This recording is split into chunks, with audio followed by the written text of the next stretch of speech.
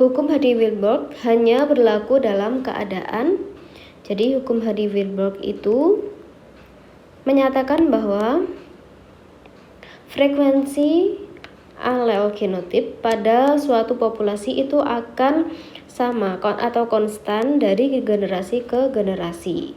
Jadi frekuensi genotipnya akan konstan pada populasi, tidak akan terjadi perubahan.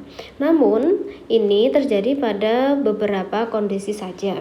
Di antaranya syaratnya adalah yang pertama, populasinya harus besar. Nah, populasi besar ini memungkinkan adanya perkawinan acak dan viabilitas dan fertilitas tinggi. Maksudnya di sini, apabila perkawinannya itu tidak acak, maka akan memacu terjadinya perubahan pada genotip.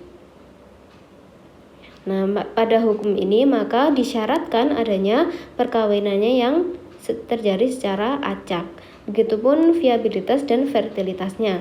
Apabila tidak tinggi atau terganggu, maka akan mempengaruhi pada frekuensi genotipnya. Bisa-bisa akan berubah. Kemudian terjadi migrasi. Nah, sudah jelas bahwa migrasi itu adalah keluar atau masuknya suatu individu dalam populasi.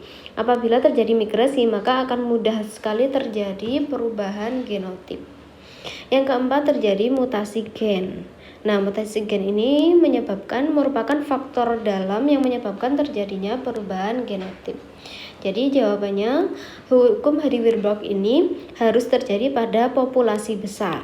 Populasi besar ini akan menyebabkan perkawinan terjadi secara acak. Kemudian mempunyai viabilitas dan fertilitas tinggi.